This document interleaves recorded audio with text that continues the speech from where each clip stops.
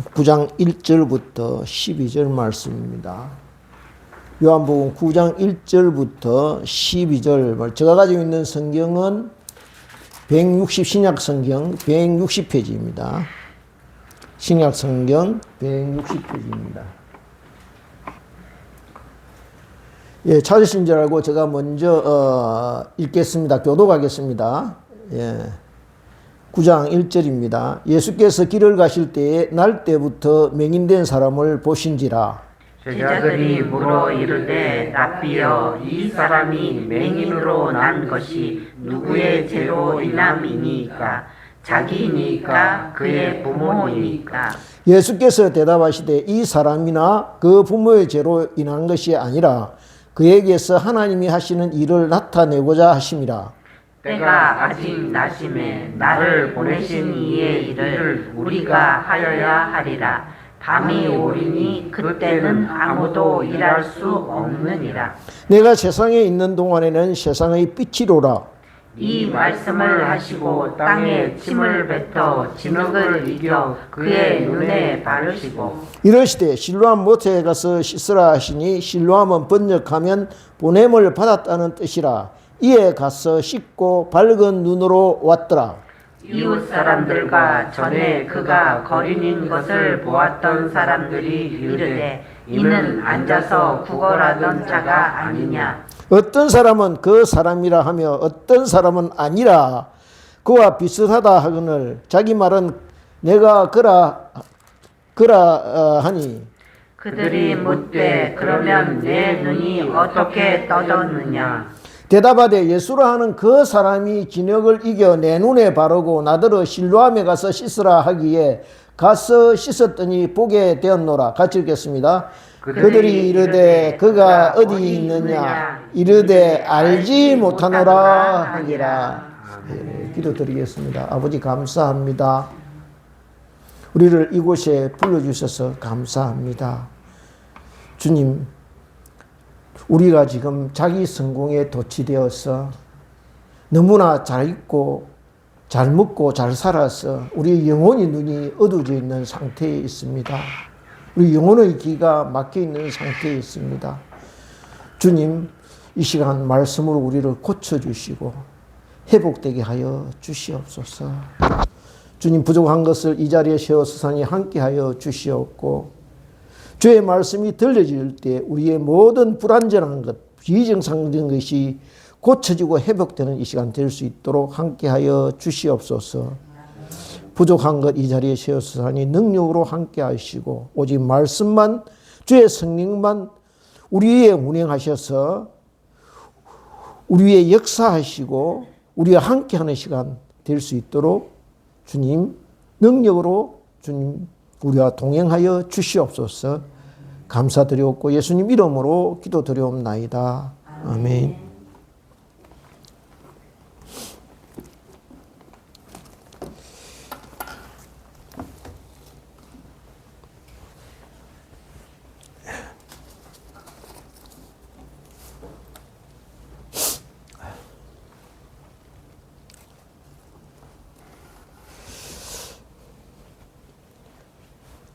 예, 오늘 본문 말씀을 살펴보니 예수님께서 길을 가시는데 날 때부터 맹인된 사람을 보신지라 이렇게 시작하고 있는 것을 볼 수 있습니다. 그러니까 이 사람은 중도 장애인이 아니라 아예 날 때부터 태생적으로 시각 장애를 안고 태어난 사람이라는 것이죠. 생각해 보십시오. 얼마나 불행한 사람입니까? 꽃들이 만발한 이 봄철의 아름다운 전경과 울긋불긋한 그런 단풍으로 물든 갈산과 계곡, 협곡을 이렇게 볼 수 없습니다. 아름답게 지저귀는 새들이나 맑고 푸른 하늘과 구름들, 그리고 사랑하는 자기가, 심지어 사랑하는 자기 가족의 얼굴이 어떻게 생겼는지, 자기가 살고 있는 집 주의 정겨운 모습과 풍경까지도 그 어느 것 하나 볼 수 없고 누릴 수 없다고 한번 가정해 봅시다. 하루 24시간 전체가요, 마치 그러니까 캄캄한 터널 속을 걷는 것 같다고 이렇게 생각해 보십시오. 생각만 해도 끔찍하지 않겠습니까? 그야말로 저주받은 인생입니다. 차라리 한쪽 팔이 없다거나 또는 한쪽 다리가 없어서 제 기능을 못한다거나 하는 것이 훨씬 견딜만 하지, 두 눈을 잃어서 이렇게 상해서 볼 수 없다는 것, 그 인생은 정말 불쌍하고 가련한 인생이 아닐 수 없을 것입니다. 그에게 무슨 희망이 있고 꿈이 있고 장래가 있겠습니까? 거기에 무슨 빛이 깃들 수 있겠습니까? 기대할 것이 아무것도 없는 그런 인생입니다. 그 사람에게요, 이 맹인에게 누가 다가가서 당신 소원이 무엇이냐 이렇게 묻게 되면은 두말할 것도 없이 단 몇 분만이라도 이 아름다운 세상을 직접 내 눈으로 볼 수 있는 그런 기회가 주어지는 것, 그것이 자기의 평생 소원이라고 말할 것입니다. 그런 점에서 저와 여러분은요, 얼마나 행복하고 복된 사람들인지는 모릅니다. 그죠? 그런데 그런 사람에게 빛이 비추어지기 시작한 것입니다. 오늘 본문 1절을 다시 보겠습니다. 1절을 같이 합독하겠습니다. 시작. 예수께서 길을 가실 때에 날 때부터 맹인된 사람을 보신지라. 여기에 길을 가시다가, 예수님께서 길을 가시다가 그 사람을 눈여겨보게 된 것입니다. 그렇습니다. 별 볼 일 없는 우리 인생도, 소망이 없는 우리 미래도, 도무지 빛이 보이지 않는 우리 앞날도 예수님께서 눈여겨보시게 되면 상황이 달라진다는 것입니다. 도저히 풀릴 것 같지 않고 이어가기만 하는 문제들도 일단 예수님께서 보시게 되면은 그때부터 빛이 보여지기 시작한다는 것이죠. 여기에 보니요, 맹인이 예수님을 찾아간 것이 아닙니다. 그죠? 내가 예수님 만나야 되겠다 하고 매달린 것이 아닙니다. 예수님께서 길을 가시다가 우연히 이 맹인을 보시게 된 것입니다. 아마 사람들이 많이 다니는 길가에서 먹고 살기 위해서 이 사람이 사람들에게 돈을 구걸하고 있었을 것입니다. 이 사람 저 사람 붙들고요, 자기 처지를 호소하며 동정을 구하고 있었을 것입니다. 그 모습을 예수님이 보신 것입니다. 그런데 이 광경을 본 제자들의 반응이 좀 특이합니다. 2절을 보겠습니다. 2절 어떻게 되어 있습니까? 2절 같이 합독하기 시작. 제자들이 물어 이르되 라비여, 이 사람이 맹인으로 난 것이 누구의 죄로 인함이니까? 자기니까 그의 부모이니까? 그러니까 이 맹인이 지금 이렇게 된 것이 그냥 어쩌다가 재수 없이 된 것이 아니라는 것입니다. 그가 이렇게까지 비참한 지경에 이르게 된 원인이 있을 것이라는 것입니다.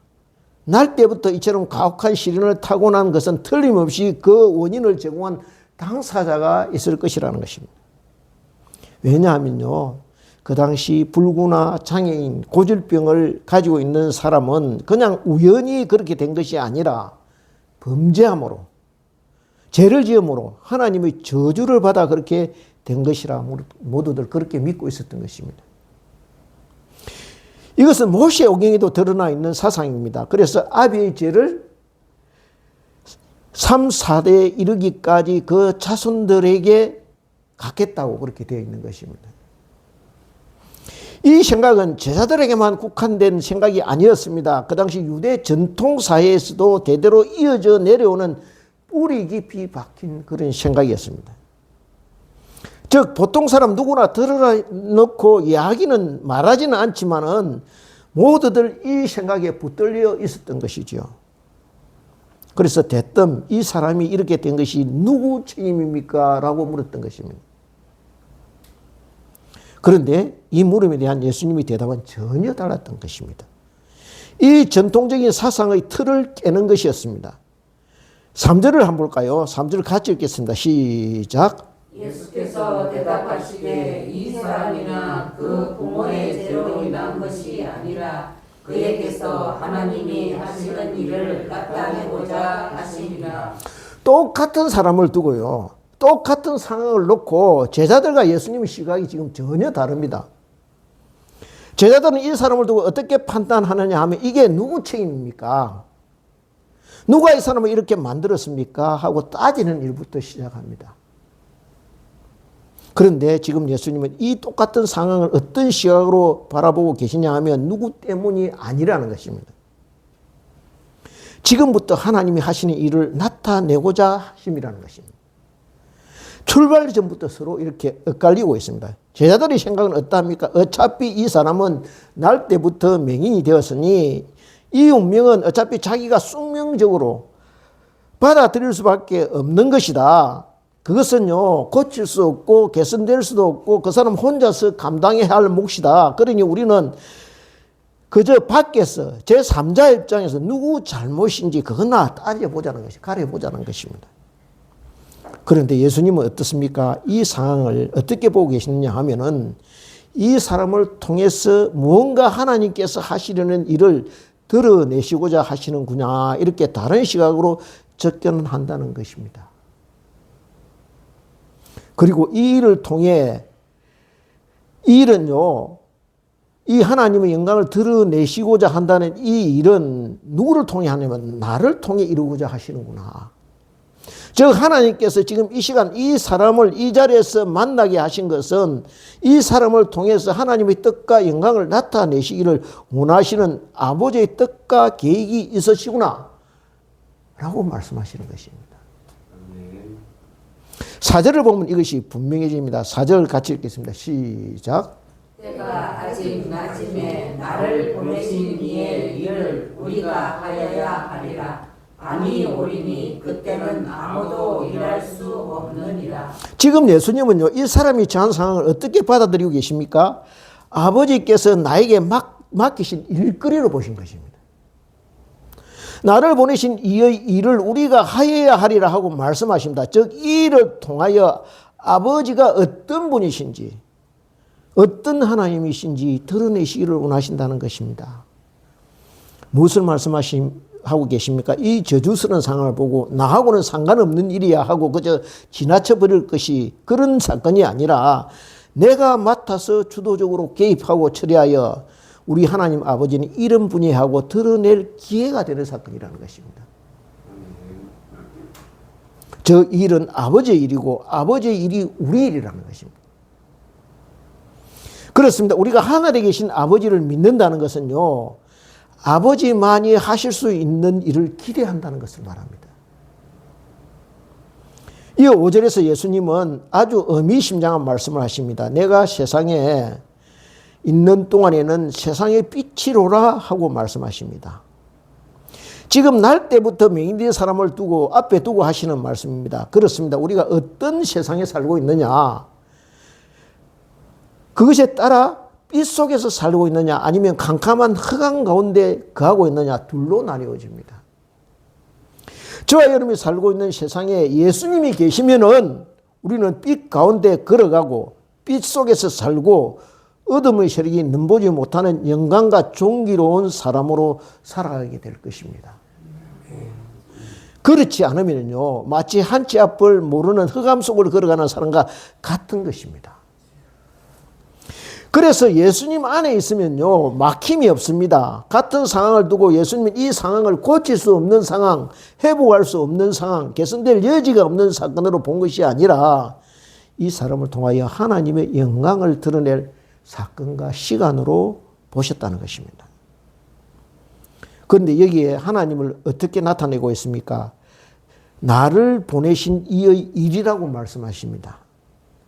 저나 여러분이나 모두 보냄을 받은 사람들입니다. 그렇다면 우리를 이 땅에 이곳에 이 시간에 보내신 분의 의도와 계획이 있다는 것이죠. 그저 저와 여러분이 잘 입고 잘 먹고 좋은 집에 거하고 좋은 차 타고 다니고 좋은 시절 꽃구경이나 하고 다니면서 즐기라고 보내신 것이 아니라는 것입니다. 물론 하나님께서는 자녀된 저와 여러분이 이 세상에서 행복하고 즐겁게 살아가기를 바라실 것입니다. 자기 자녀가 불행하기를 바라는 부모가 세상에 어디에 있겠습니까? 그러나 마치 이 세상이 전부인 것처럼 하나님께서 준비하신 새로운 세계를 잃어버리고 이 세상 살이에만 빠져 살기를 원하지는 않으신다는 것입니다. 이 세상에 살지만은 하나님 자녀됨을 잊지 않고 살아가기를 원하신다는 것입니다. 그래서 여기에 예수님도 아버지의 일을 우리가 하여야 하리라 하고 말씀하십니다. 지금 예수님께서 말씀하시는 아버지의 일이 무엇이겠습니까? 날 때부터 맹인된 이 사람을 보게 하는 것. 그리하여 예수님이 이 세상에 빛으로 오신 것을 증명해 보이는 것. 그것이 아버지의 일이라는 것입니다. 그런데 일을 언제나 할 수 있는 것이 아니라는 것입니다. 원한다고 해서 언제나 할 수 있는 일이 아니라는 것입니다. 좀 있으면 밤이 올 텐데 그때는 아무도 일할 수 없다는 것입니다. 그러니 빛이 있을 때 일할 수 있는 시간이 남아있을 때 하여야 한다는 것입니다. 그것이 보냄을 받은 사람의 태도와 자세라는 것이죠. 즉 할 수 있는 한 아직 시간이 남아있을 때 열심히 맡기신 그 일을 감당하라는 것입니다. 바울 사도는 이 어둠의 시대에 예수님 믿는 사람들을 핍박하던 이 혼란의 시기에 에베소 교회 성도들에게 이렇게 권면합니다. 다 같이 에베소서 5장 8절부터 16절입니다. 에베소서 찾겠습니다. 에베소서 5장 신약성경 314페이지입니다. 신약성경 314페이지 에베소서 5장 8절부터 16절을 같이 보겠습니다. 5장 제가 가지고 있는 성경은 314페이지입니다. 5장 8절부터 16절입니다. 교독하겠습니다. 너희가 전에는 어둠이더니 이제는 주 안에서 빛이라. 빛의 자녀들처럼 행하라. 빛의 열매는 모든 착함과 의로움과 진실함에 있느니라. 주를 기쁘시게 할 것이 무엇인가 시험하여 보라. 너희는 열매 없는 어둠의 일에 참여하지 말고 도리어 책망하라. 그들이 엄밀히 행하는 것들은 말하기도 부끄러운 것들이라.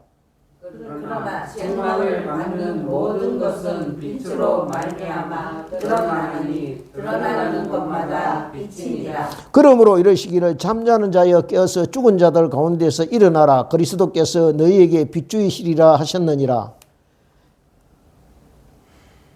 15절 그래서 너희가 어떻게 행할지를 자세히 주의하여 지혜 없는 자 같이 하지 말고 오직 지혜 있는 자 같이 하여. 16절 같이 읽겠습니다. 세월을 아끼라 때가 악하니라. 여기에 마지막에 어떻게 되겠습니까? 세월을 아끼라 때가 악하니라 그렇게 되겠습니다. 그리고 이 뒤에 이제 6장에 에베소서 6장에 보면요. 6장부터 우리가 잘 아는 아내와 남편, 자녀와 부모, 종과 상견에 대한 권면이 쭉 이어지고 있는 것을 보게 됩니다. 즉 우리가 특별한 데 보냄을 받은 것이 아니라는 것입니다. 요즘으로 치면 가정과 직장, 일터에서 빛다운 삶을 살아가라는 것입니다. 빛의 자녀로 살아라 하는 권면입니다. 그게 출발점이라는 것입니다. 그건 놓치고요. 다른 거 뭐 주님 일 하겠다고 하지 말라는 것입니다.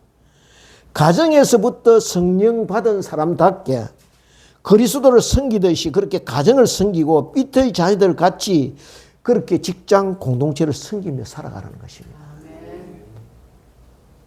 이제 본문으로 돌아와서 요한복음 9장 6절을 보겠습니다. 9장 6절을 찾으셨습니까? 다 같이 합독하겠습니다. 시작. 이 말씀을 하시고 땅에 침을 뱉어 진흙을 이겨 그의 눈에 바르시고.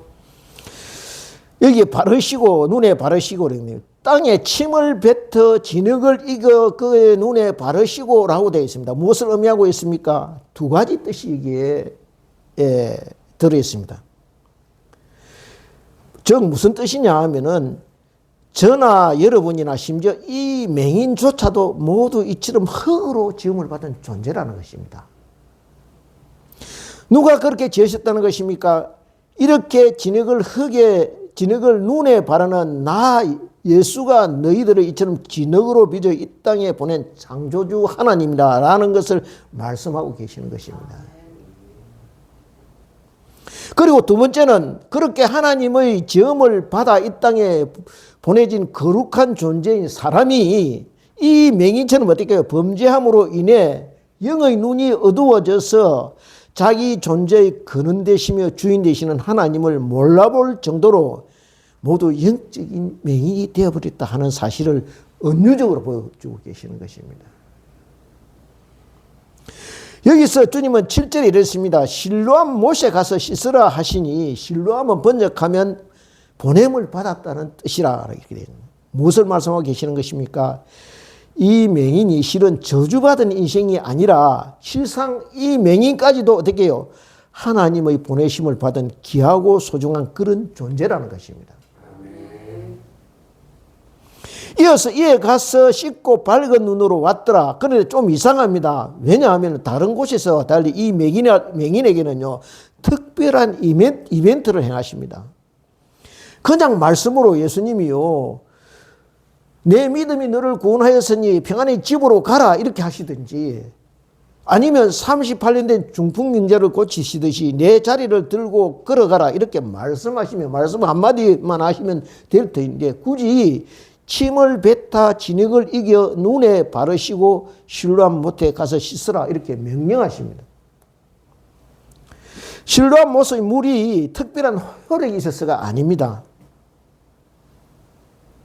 사도 요한이 이 사건을 이렇게 자세히 기록하고 실로암의 뜻까지 여기에 덧붙여 놓은 것은요, 예수님께서 이 맹인의 시력을 회복시키신 장면이 특별한 의미를 갖고 있기 때문입니다. 이 사건을 통하여 요한은 저와 여러분에게 어떤 특별한 메시지를 전달하고자 한 것입니다. 앞에서 날 때부터 맹인된 이 사람을 두고 예수님이 어떻게 말씀하셨나요? 하나님의 일을 나타내고자 하심이라고 말씀하십니다. 그것이 그냥 이 맹인을 보게 하심으로 하나님이 정말 크시고 위대하신 분이다, 우리가 상상할 수 없을 정도로 놀라운 분이시다, 그런 메시지일까요? 물론 그런 뜻과 의도도 있습니다만은 이 맹인이 시력을 회복해 나가는 과정 하나하나마다, 그리고 이후에 전개되는 장면 하나하나마다 특별한 의미를 담고 있다는 것입니다. 그럼 예수님께서 왜 침을 뱉다 진흙을 이겨 그 눈에 바르셨을까요? 진흙을 발랐으니요, 마땅히 눈에 묻어있는 진흙을 씻어내야 할 것입니다. 그런데 그 씻어야 할 곳을 일러주시는데 실로암이라고 말씀합니다. 실로암 뜻이 무엇이라고요? 보냄을 받았다는 뜻입니다. 그런데 이 사람의 상태가 지금 어떠합니까? 날 때부터 맹인입니다. 그죠? 자기가 있는 곳에서 실로암 못까지 혼자서 스스로 찾아가야 합니다. 눈이 어두운 채로. 눈에 지력이 묻어있는 그 상태로 실로암이란 곳까지 찾아가야 하는 것입니다. 그냥 그 자리에 의뢰하시던 것처럼 내 믿음대로 눈을 뜰지어다 라든지 눈을 회복할지다 하면 왜 이렇게 하셨을까? 왜냐하면요, 어떤 말씀이든지 말씀은 항상 어떤 능력으로 나타나게 되어지는데, 그러기 위해서는 항상 말씀되어진 바를 실천으로 옮기는 순종, 믿음의 행동이 뒤따라야 한다는 것을 보여주고 있다는 것입니다.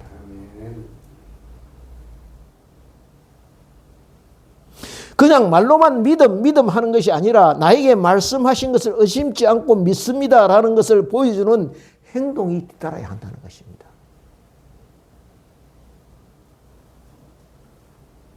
그렇게 말씀대로 순종할 때 어떻게 되었습니까? 이에 가서 씻고 밝은 눈으로 왔더라라고 되어 있습니다. 무슨 말씀입니까? 그냥 말씀이 아니라 능력이 되어 역사하게 된 것입니다. 아멘. 그렇다면 이제 이 일을 통해서 도대체 어떻게 하나님을 드러내는 것일까 궁금하지 않을 수 없는 대목입니다. 5절 말씀을 유심히 살펴볼 필요가 있습니다. 다 같이 5절을 합독하겠습니다. 시작. 내가 세상에 있는 동안에는 세상의 빛이로다. 그렇습니다. 예수님이 세상의 빛이시지만은 눈이 이렇게 진흙으로 가려져 있으니 제대로 된 지금 자기에게 말씀하시는 분인지 누구인지 모른다는 것입니다. 이렇게 세상적인 눈으로 오염되어 있으니 하나님의 아들이신 예수님을 제대로 알아보지 못하고 놓친다는 것입니다. 그냥 매기내기만 하시는 말씀입니까? 아닙니다. 예수님이 하나님의 아들이심을 모르는 모든 이에게 이르신 말씀입니다. 그러니 이제 그 눈을 제대로 씻어서 밝히 떠서 이 세상 만물의 주인 되신 그분을 제대로 만나라는 것이죠. 그런데 정작 이 소문을 들은 바리새인들은 어떻게 합니까? 예수님이 하신 일을 인정하기는커녕 고침받은 사람을 겁박합니다. 다 같이 건너뛰어 17절을 보겠습니다. 17절을 같이 읽겠습니다. 17절 시작. 이에 맹인되었던 자에게 다시 묻되 그 사람이 내 눈을 뜨게 하였으니 너는 그를 어떠한 사람이라 하느냐? 대답하되 선지자니이다 하니. 그렇습니다. 그가 깨달은 것은요, 나를 고쳐주신 그분은 특별한 능력을 가진 선지자 중의 한 분이라는 것입니다. 그분이 나에게 은혜를 베풀었다는 것입니다. 그렇습니다. 우리는 하나님의 아들이신 예수님을 제대로 알지 못합니다. 아니, 알 수 없습니다. 예수님은 하나님의 아들이시고 우리는 그분이 만든 피조물이기 때문입니다. 만들어진 존재가 자신을 만든 주인을 어떻게 쏙쏙들이 알 수 있겠습니까? 다만 우리는 그분을 경배하고 섬기고 감사하고 찬양해야 할 뿐입니다. 그가 어떻게 예수님을 알게 됩니까? 내가 예수님 알아야 되겠다 해서 가까이 다가간 것이 아닙니다. 예수님께서 그를 눈여겨보시고 보지 못하던 그의 눈을 뜨게 해주셨기 때문입니다. 그렇습니다. 저나 여러분이나 이와 같이 맹인된 자였습니다. 그런데 주님 은혜로 우리 주님의 특별하신 긍휼로 우리를 눈여겨보시고 저와 여러분의 눈을 뜨게 하시고 그분이 어떤 분인지 알도록 해주셨습니다. 아멘. 만약 이런 은혜가 없었다면 어떠했겠습니까? 영적인 눈을 뜨지 못했어요. 한평생 이 맹인처럼 길거리에서 사람들이 관심이나 끌려하고 그저 먹고 사는 일, 그것이 전부인 줄 알고 오로지 몽땅 시간을 허비하였을 것입니다. 그런데 주님께서 우리를 찾아오시고 저와 여러분의 어둡던 영혼의 눈을 씻어주신 것입니다. 그리고 우리를 어디로 보내셨습니까? 보냄을 받은 곳 실로암으로 보내셨다는 것이죠. 보내실 때 다 고쳐서 온전한 상태로 회복케 하셔서 보내셨습니까? 아닙니다. 그냥 그대로 소경인 채로 온전치 못한 채로 보내셨다는 것입니다. 그렇습니다. 그냥 가라고 하셨으니 와서 눈을 씻는 것입니다. 보내진 장소가 그 현장에 눈을 씻어야 하는 곳입니다.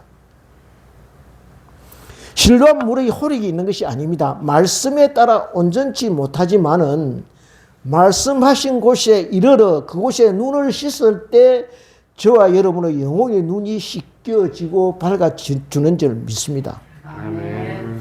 그렇습니다. 우리가 이렇게 말씀의 자리에 나와서 그리스도 보혈의 피로 씻김을 받을 때 가라고 하신 것으로 왔을 때 어둡던 영혼의 눈이 씻겨지고 바로 보게 되고 능력을 회복하게 되는 것입니다. 아멘. 지금 예수님께서 이 명인을 통하여 하시고자 하는 바가 무엇이겠습니까? 너희들의 눈을 영혼의 시험에 와서 씻으라. 그래서 너희들이 정말 보아야 할 것을 바로 보아야 된다. 지금 너희들 영혼의 눈이 이처럼 병들어 있으라고 말씀하시는 것입니다. 다 같이 요한계시록 3장 16절부터 18절입니다. 페이지 수는 신약성경 402페이지입니다. 402페이지. 신약성경 요한계시록 3장 16절부터 18절입니다. 다 같이 합독하겠습니다. 찾으셨으면은 합독하겠습니다. 시작. 내가 이같이 미지근하여 뜨겁지도 아니하고 차지도 아니하니 내 입에서 너를 토하여 버리리라.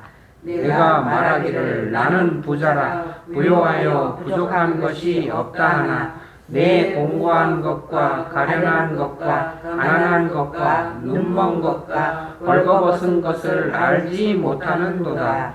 내가 너를 권하노니 내게서 불로 연단한 금을 사서 부요하게 하고 흰 옷을 사서 입어 벌거벗은 수치를 보이지 않게 하고 안약을 사서 눈에 발라 보게 하라.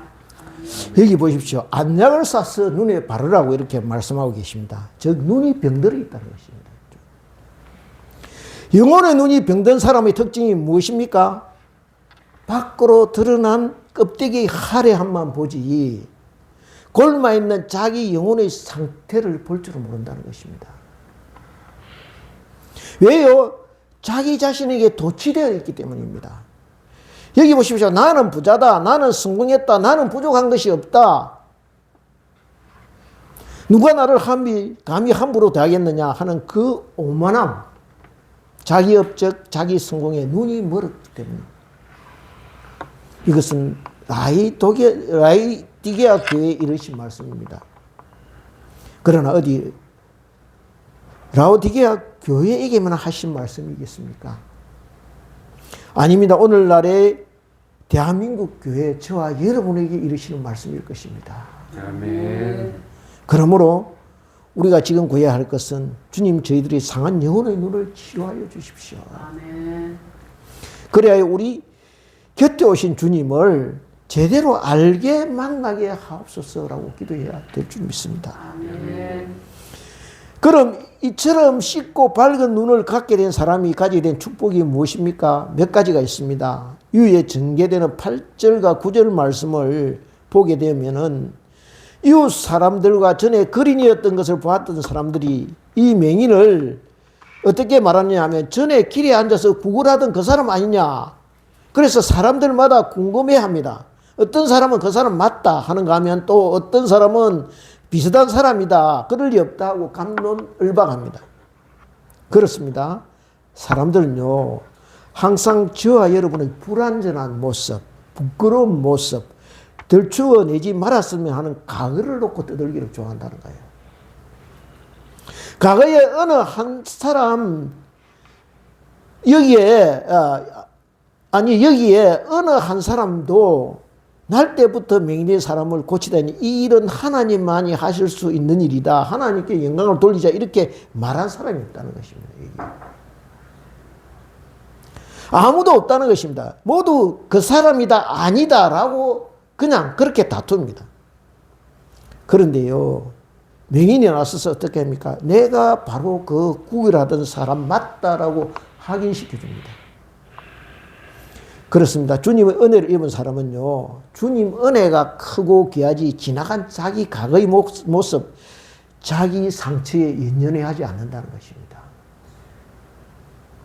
내 모습이야 이런들 어떻고 저런들 어떻겠습니까? 오로지 주님의 말로 다 할 수 없는 능력과 은혜만 드러나면 될 뿐이라는 것이죠. 10절을 볼까요? 10절, 11절을 같이 보겠습니다. 합독하겠습니다. 시작. 그들이 묻되 그러면 내 눈이 어떻게 떠졌느냐? 대답하되 예수라 하는 그 사람이 진흙을 이겨 내 눈에 바르고 나더러 실로암에 가서 씻으라 하기에 가서 씻었더니 보게 되었노라. 그가 있는 사실을요 그대로 말했다는 것입니다. 그리 복잡하지 않다는 것이죠. 자기에게 일어난 일, 자기가 경험한 일 있는 그대로 전합니다. 거기 가서 씻으라 하기에 씻었더니 보게 되었다라고 말합니다. 이것이 보냄을 받은 사람의 자세라는 거예요. 내 것을 보태지 않는다는 것이며 가공하지 않습니다. 내 생각과 의견을 더하지 않습니다. 그냥 나에게 베푸신 은혜와 감동을 있는 그대로 전달한다는 것이죠. 아멘. 그냥 보내신 분의 뜻만 드러낼 뿐이라는 것입니다. 보냄을 받은 자의 역할이 무엇입니까? 나를 보내신 분이 누구인가? 나를 이곳에 왜 보내셨는가? 자기 역할을 증명해 보이는 것입니다. 아멘.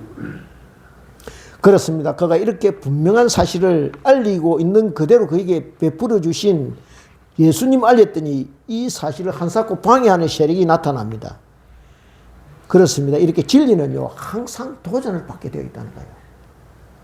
언제나 진실을 가리려 하고 거짓으로 이를 덮으려 하는 복음의 해방꾼들, 복음을 음해하는 세력이 나타나기 마련이라는 것입니다. 16절에 보니 이들이 예수님 전한 것을 방해하는 이유는 한 가지입니다. 이 맹인이 고침을 받은 날이 안식이라는 것입니다. 모세 율법에 위반된다는 것입니다. 안식일을 지키지 않았다는 것입니다. 이렇듯 항상 복음은요, 율법주의와 충돌하게 되어 있습니다. 아멘. 왜냐하면 율법주의는 사람을 위한 것이 아니기 때문에 율법이 주의가 되면 그것이 사람을 살리는 것이 아니라 사람을 절망에 빠뜨리게 하고 사람을 묶어놓는 올가미가 되기 때문입니다. 우리가 율법주의에 빠졌다 하는 것은요, 무엇을 말하고 있느냐 하면은 은혜를 잊어버렸다는 말과 통한다는 것이죠. 은혜를 잊어버린 사람의 특징이 무엇입니까? 자꾸 형식과 전통을 강조하는 것입니다. 저와 여러분이 은혜를 잊어버리면 어떻게 됩니까? 껍데기와 간섭 전에 습관적으로 길들여져 오는 것에 집착합니다. 그래서 예배를 통해 은혜를 갈망하고 주님 만나기를 사모하는 것이 아니라 그냥 예배의 의식과 절차에 집중하게 된다는 거예요. 본질적이 아닌 것, 사람들의 시선에 자꾸 붙잡히게 되고 자꾸 자기를 강화하고 자기 힘으로 무엇이든지 이루려고 한다는 거예요. 그래서 바리새인들은 어떻게 합니까? 그 사람이 네 눈을 뜨게 하였으니 너는 그를 어떠한 사람이라 생각하느냐 하고 묻습니다. 그 사람이 대답합니다. 어떻게 대답합니까? 선지자입니다. 조금도 망설임이 없습니다. 그 사람들이 지금 이렇게 묻는 사람들의 의도가 무엇인지, 이 맹인이 바리새인들이 묻는 의도가 무엇이든지 바리새인들이 자기의 어떤 대답을 원하는지 몰랐겠습니까? 그런데도 그는 거침없이 사실대로 말합니다. 그렇습니다. 예수님 안에서 제대로 눈을 뜨게 된 사람은요, 이렇게 사람에게 두려움을 느끼지 않는다는 거예요. 왜냐하면 진리가 그 속에 있기 때문입니다. 아멘. 요한복음 8장 32절에 나와 있지 않습니까? 진리를 알지니 진리가 너희를 자유롭게 하리라.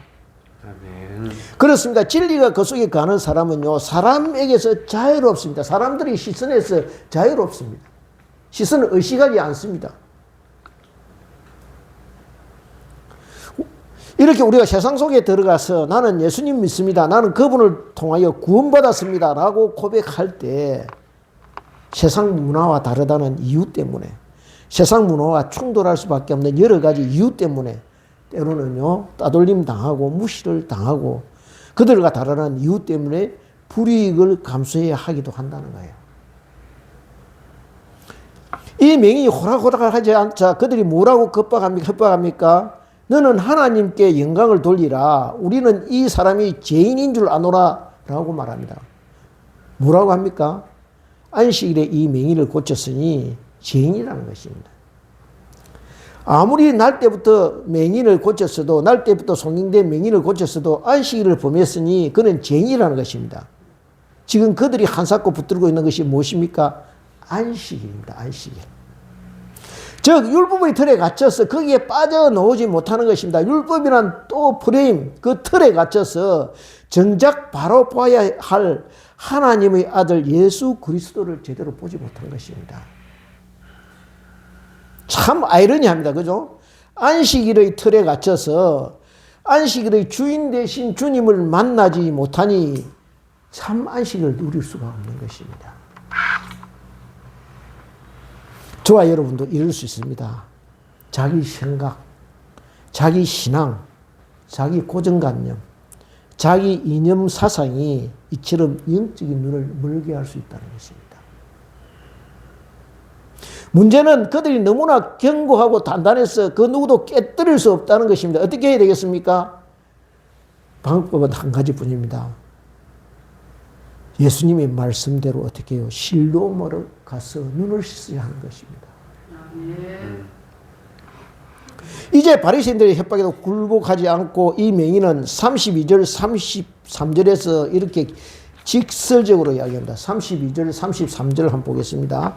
32절 33절 같이 합독하겠습니다. 시작. 창세 이후로 맹인으로 난 자의 눈을 뜨게 하였다 함을 듣지 못하였으니 이 사람이 하나님께로부터 오지 아니하였으면 아무 일도 할 수 없으리이다.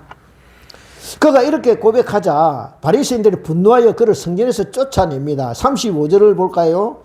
예수께서 그들이 그 사람을 쫓아냈다 하는 말을 들으셨더니 그를 만나서 이르시되 네가 인자를 믿느냐? 대답하여 이르되 주여 그가 누구시오니까 내가 믿고자 하나이다. 그렇습니다. 혹시 살아가면서요 저와 여러분이 주님의 특별하신 은혜를 경험한 적이 있습니까? 기적을 만난 적이 있습니까? 그런데요 그 기적이 그냥 기적으로 끝나지 않으려면요 은혜 입은 몸으로 성전에 들어가 말씀의 자리에 앉아야 된다는 거예요. 장애인의 몸으로 성전에 들어가 장애인의 몸으로 성전에 들어갈 수 없는 그 상태를 고쳐서 어떻게 해요? 고침받아서 성전에 출입하는 은혜를 잊게 되었다면 이제는 성전을 찾아갔어요. 그곳에 계신 주님을 만나야 한다는 거예요. 그럴 때 육신의 눈이 아니라 영혼의 눈이 떠져야 된다는 거예요. 그럴 때 주님이 우리 가운데 찾아오셔서 우리 영혼의 구세주가 되어주신다는 거예요. 그가 어떻게 말합니까? 내가 믿기를 원합니다. 그렇습니다. 주님, 제가 믿기를 원합니다. 이 고백이 있을 때 예수님께서 저와 여러분에 찾아오셔서 내가 바로 네가 만나고자 하는 그 예수다라고 확인시켜 주시는 것입니다. 고린도후서 13장 5절에서 바울 사도는 저와 여러분을 이렇게 권면합니다. 다 같이 고린도후서 302페이지입니까? 예, 302페이지입니다. 신약성경 302페이지입니다. 고린도후서 13장 5절입니다. 바울 사도에게 이 시대 우리에게 권면하는 말씀입니다. 다 같이 한 마음으로 합독하겠습니다. 시작. 너희는 믿음 안에 있는가? 너희 자신을 시험하고 너희 자신을 확증하라. 예수 그리스도께서 너희 안에 계신 줄을 너희가 스스로 알지 못하느냐? 그렇지 않으면 너희는 버림받은 자니라. 예수 그리스도 우리 안에 없으면 어떻게 해요? 우리는 버림받은 자녀라는 거예요. 확정하라. 매일 확정하라는 거예요. 저와 여러분의 심령 안에 예수님이 거하시게 되면은 어떻게 됩니까? 속에서 뱉어내는 말이 틀려진다는 거예요. 성령께서 아무 말이나 함부로 쏟아내는 것을 원하지 않을 것이기 때문입니다. 행동 거지도 전에보다 훨씬 반듯해질 것입니다. 누구에게나 친절하고 따뜻하게 대할 것입니다. 왜요? 예수님이 내 중심에 자리하고 계시기 때문입니다.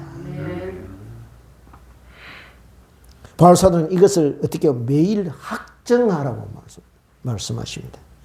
확실히 증명해 보이라는 것입니다. 그것으로 자신을 시험하라고 하십니다. 내가 믿음 안에 있는가 그렇지 않은가 무엇을 보고 시험하라고 하십니까? 내 안에 예수님 계시는가 안 계시는가 그것을 점검해 보면 금방 알 수 있다는 것입니다. 그런데 억지로 이것을 해보려고 하면 금방 들통나고 맙니다. 왜요? 금방 한계점에 도달하기 때문입니다. 그런데 놀랍게도요, 은혜 받으면 이것이 힘들지 않고 오히려 즐겁고 행복하게 감당할 수 있다는 거예요. 아멘. 왜요? 성령의 힘과 능력이 나를 이끌고 가시기 때문에. 아멘. 그렇습니다. 저와 여러분이 이 예수님 제대로 만나게 될 때 보냄을 받은 자로서 보내신 분의 뜻을 따라 살게 되고 그분이 원하시는 것이 무엇인지 헤아리며 살게 되고 우리 하나님의 뜻을 이 땅에 우리 가운데 이루며 살게 될 것입니다. 아멘. 그러므로 이 시간 이 어두워져 가는 세상 속에서 주님 우리의 눈을 밝혀 주옵소서. 그래서 보냄을 받은 자로 살게 하옵소서.